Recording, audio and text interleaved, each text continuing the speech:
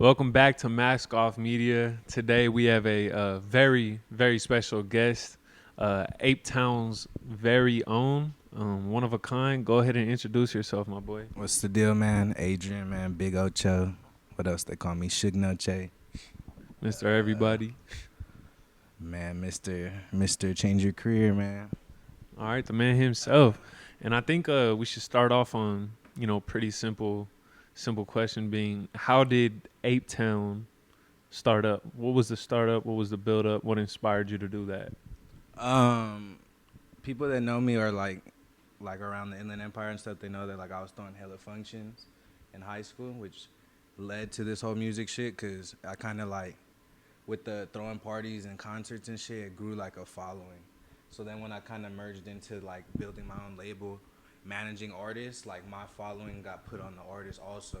So it was like the artists and me were both like kind of putting in work, you feel me? So it just was like really the concerts and shit, really the concerts, house parties. My dad, like I was telling you earlier, my dad, he's a rapper. His best friend is like a super engineer that engineered Tupac, all types of big people. He's a co-owner at Neighborhood Watch Studio. So I just kind of always been around the environment, but the concerts and the fucking and the house parties are for sure what like influenced me into the Ape Town type shit. So you said house parties. So from what I heard from a little barber man, shout out to Barber, got a little info on you like Nardwar.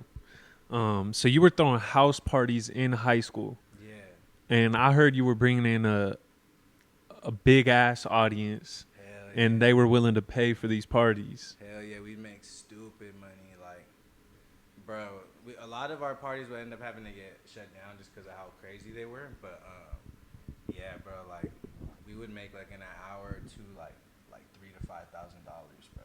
And that would just go Shut down straight to y'all. Shut down the whole city. Yeah, you probably have to pay for the house like $300-400, pay the DJ, and then you pocket the rest. Pretty much. So this was what, like 5 years ago? You said you're 23? Yeah, 23? ago, yeah. So you were rocking that shit in high school. So what we talked about earlier, so 8K came first and then Ape Town. Yeah. What's AK about? AK, in the beginning, it was me and my partner Kyle. So people call me 8, and it was my partner Kyle. So that's how AK came into part. And we used to throw the house parties and do the concerts together. Okay. Yeah. Just make sure you're talking to the Oh, yeah, mic. I got you. Nah, My you fault, good. You my good. fault. The audio, bro. Because these Nah, you I gotta got talk you. directly into it. Nah, and we yeah, I'll gonna talk cut this right out, in. So we good. So AK evolved into Ape Town, which is what? Is it a record like label? Yeah, Ape Town is a distribution company / label. So like when King started cracking, when I started managing King, I'm kind of like shooting into this, but when I started managing King, Little Pump's manager had hit me up and was like, pull up to the crib in Calabasas. You feel me? I'm trying to do business. So I pulled up over there, and he was pretty much trying to put me under him. And I was on a tip, like, I just like hearing him out and stuff. I heard that he was just trying to put me under him, and I already had like 8 artists that were booming at the time.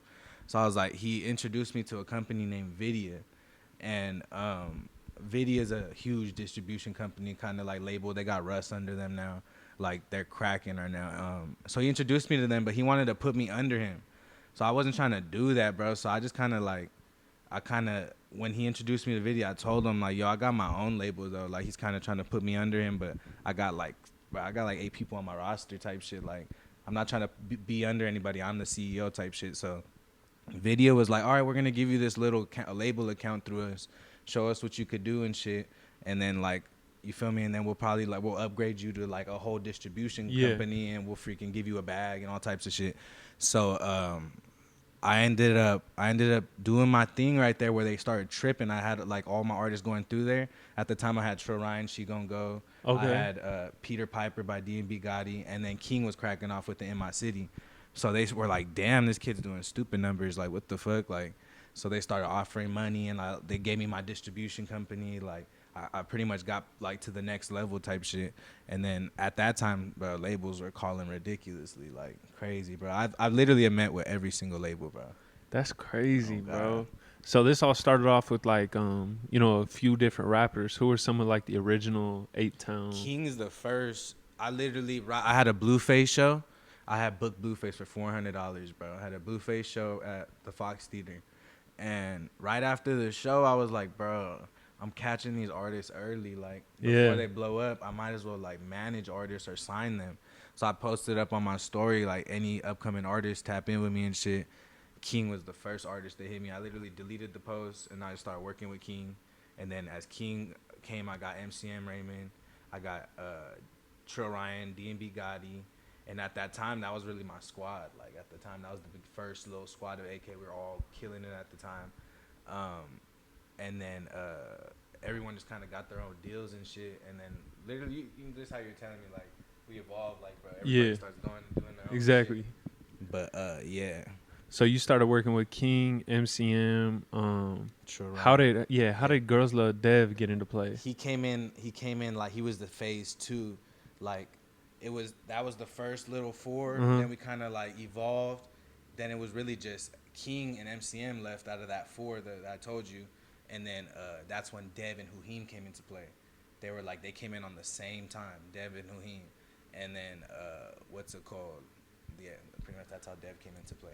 So you guys are still constantly working, getting these big studio sessions in. I know that you guys work with Keflon, a couple other producers and engineers. Is it usually like a pretty solid group every time you go to the studio? Yeah, nah. I got a little formula on how we do it for sure. Like, bro, like it just depends on the session, but yeah, we get good sessions in, bro. Bangers be made, like. So you started off with rappers.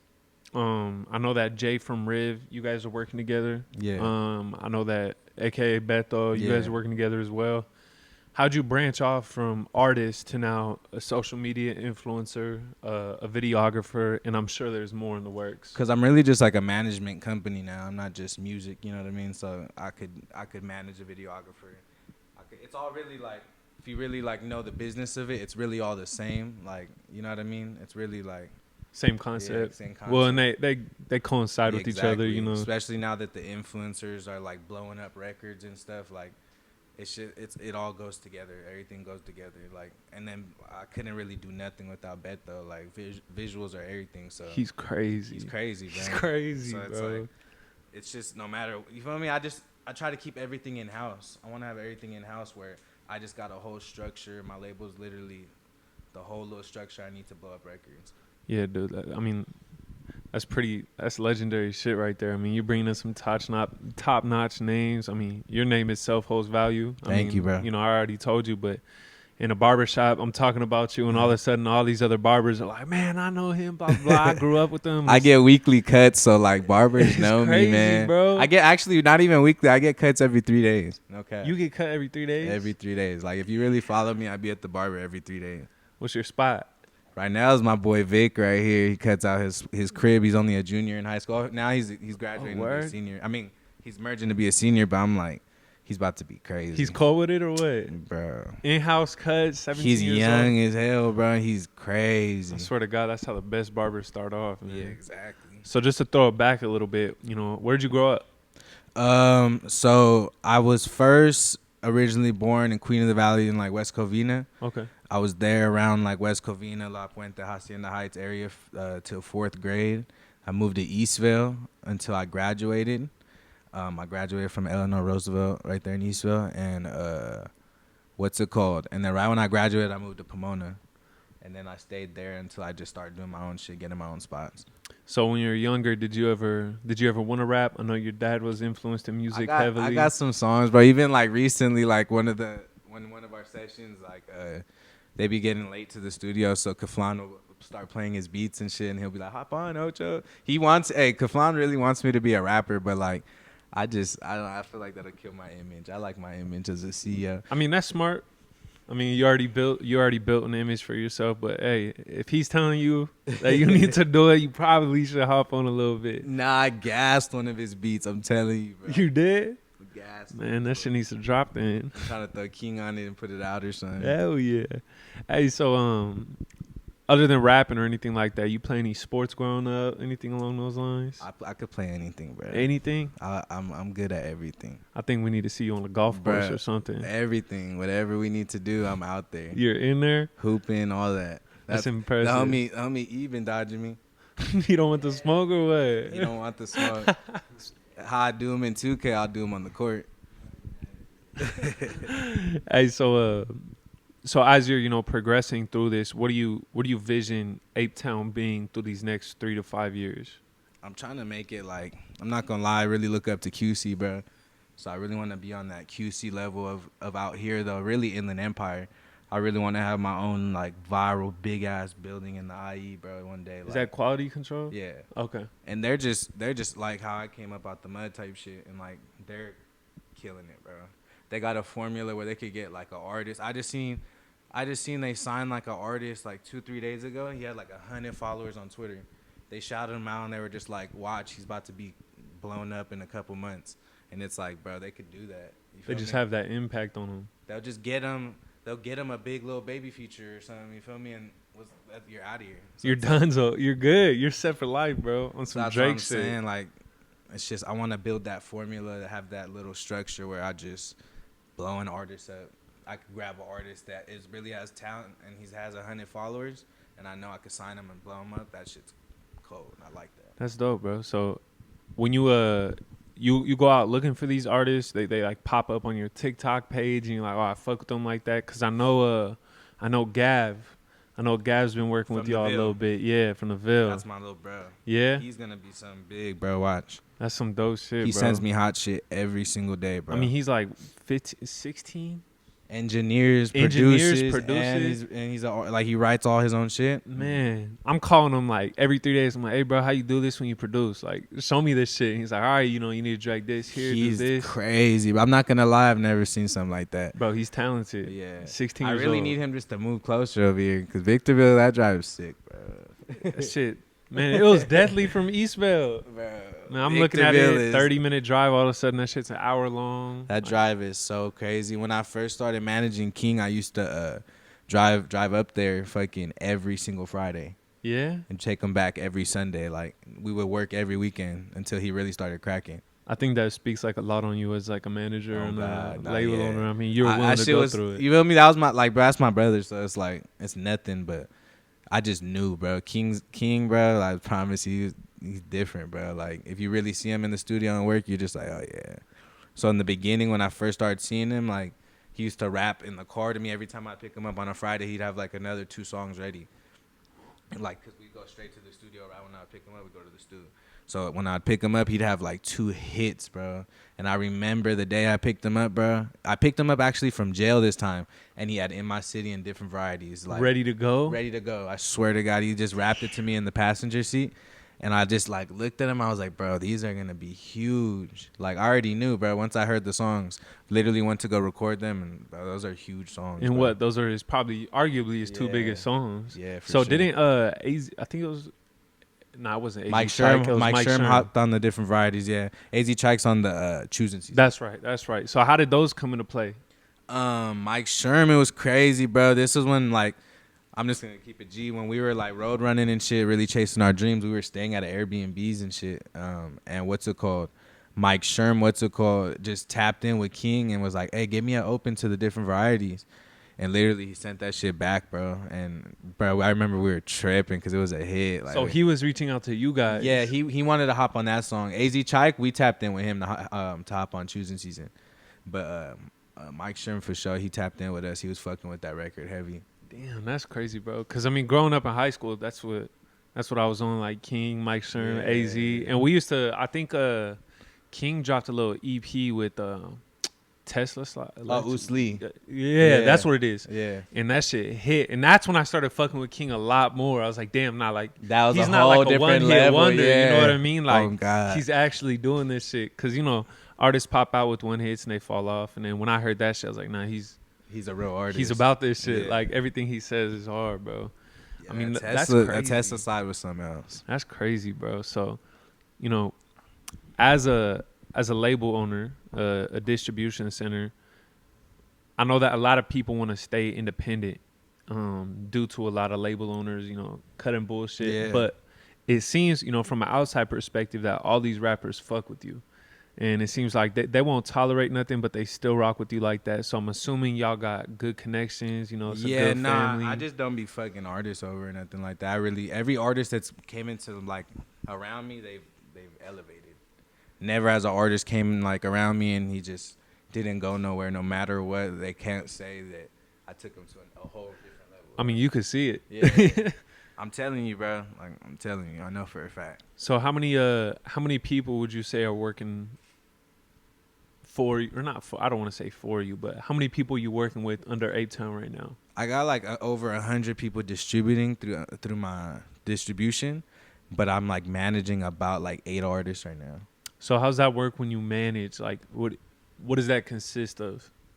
When I first started, bro, I can't lie, like I didn't really know too much about the business, so like I thought managing was like a whole different thing. Like I was like what I was doing with artists is like what labels do when they sign artists and they're taking like 50-60% from them.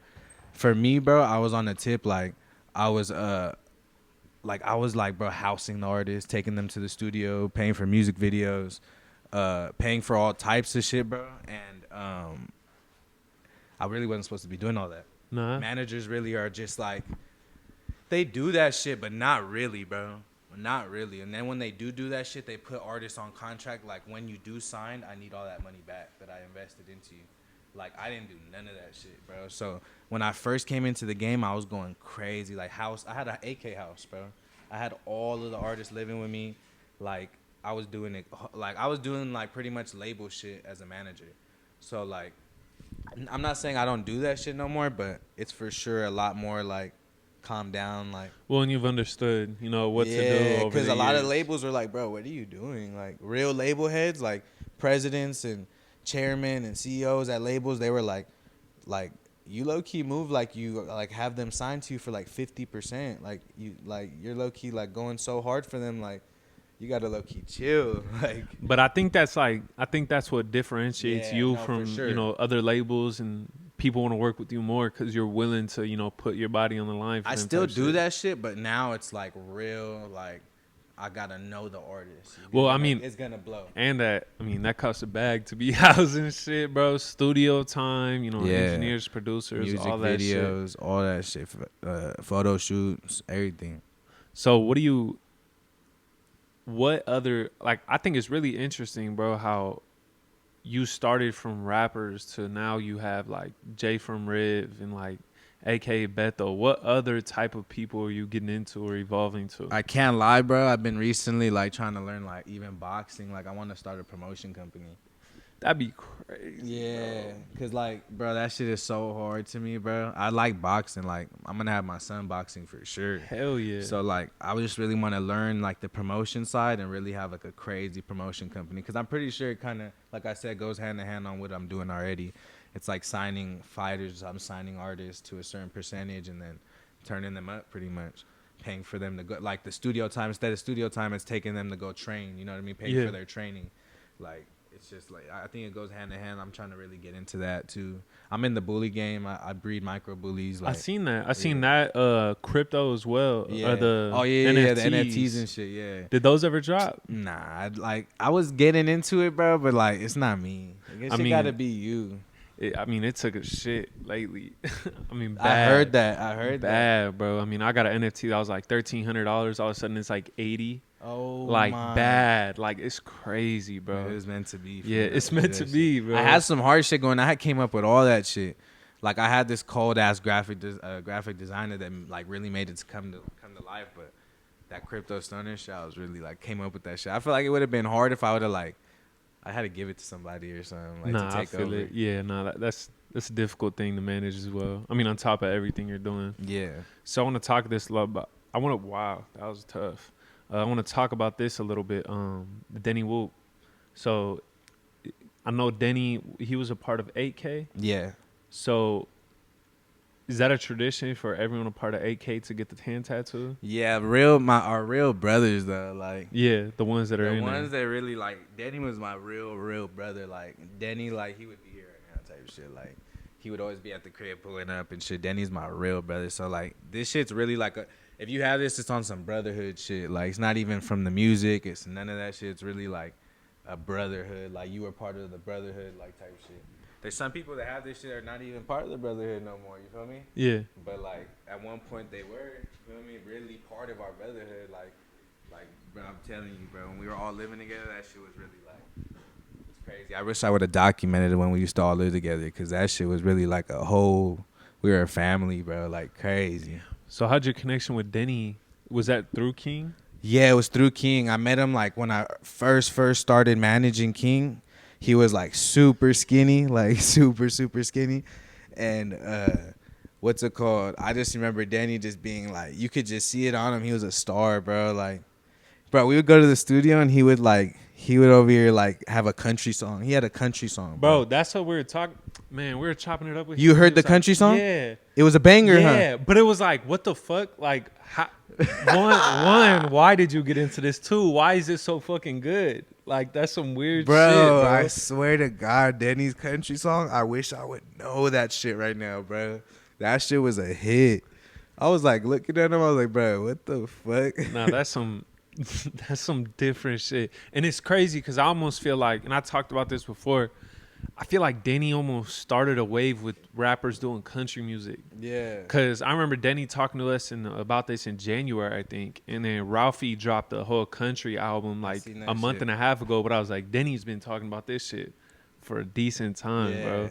So that's crazy. I mean, Nah, I'm telling you, bro. I really wish I knew that song. I hope we got to be talking about the same. bro, song. we are. Like, Yeah. because he was talking to us about some of the songs he made when he was in there, too. And then he started talking about the country song. And then Keflon was talking about it. And we're like, bro, there's no way this shit is real. Bro, he used to like perform that shit to us at the studio. But we would ask him to. I'm a Kev. Like, we're like, hey, I would tell him all the time, like, hey, perform that shit again, bro, because I would just trip out, like, bro, that shit was a hit, like. But he would do like all types of different shit. He could come any way. So I always knew he was gonna be like, he's a star. Star. Bro. You could tell. I mean, as soon as we walked in and we interviewed him, he was crazy too. I tattooed him. He got. Oh, you're the one that tattooed him? Yeah. You still tattooing? You know what's funny is I just quit. Why? I just put it down. Man, Why did you? You fucked up? I'm opening up a studio Like a music studio? Yeah. Where? in Victorville. You gotta bring it more down here. Man, that shit's expensive, bro. Man, I've been looking, bro. Like I've been finding spots. I'm about to do it, bro. I can't cap. Bro, you need to. That's what we've been looking But I'm into. gonna do like Riverside, like Ontario type area. Like I'm gonna do it somewhere around there. See, we were looking into that, but the leases are like twice, 3 times as expensive as the Ville. Yeah, the Ville. And that for shit, sure. it's like I'm $1,000 a telling month. you, like out here, it's gonna go crazy. I want to do like a real like. I don't know if you ever been to the Neighborhood Watch Studios, but I want to do that vibe like out here.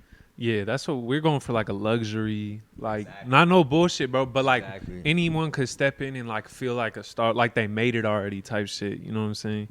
But yeah, Denny was crazy, bro. I mean, mask off across his neck. I thought it was the craziest shit ever. He was supposed to get it on his hand, small ass. And then he was just- said no on the neck. he was like, yeah, let's get it on my neck. I was like, bro, you fucking crazy. I mean, for someone to get our stamp on them, bro, was yeah. crazy. And the fact that it was Denny was even crazier, bro. Denny's a So, legend, bro. I mean, that was some crazy shit. You know, we want to wrap this up a little bit, but before we end it off, is there anything you want to promote, talk about? Man, Any shout outs? Just D-Dub for the win, man. Beat up for the win. What was I gonna say, man? Just appreciate you guys for coming out here. Hell You yeah. know what I mean? I could see you guys really going far for real. Appreciate Good that. shit, bro. Keep doing it. I mean, we got some big things coming into Shout play. out Mask Off Media, man. Yeah, appreciate that. Hey, last person I want to shout out though is KK, home of the KK, man. That's my dog. That's our dog. He was supposed to slide today, Why but didn't he? motherfucker was camping. Oh, okay. Nah, I mean that's dope, but I want to yeah. But I told him to slide. He told me he was camping. But shout out KK. We got some big things coming into play. Nah, he's a code designer, bro. Hell yeah. He sends me hot shit. Hell yeah. Well, People be surprising me out here, bro. There's a lot of talented people out it's here. unseen, like And it's overlooked. like, overlooked Hell for yeah. sure. But He's man, gonna crack. It's timing's everything. it's bro. about time.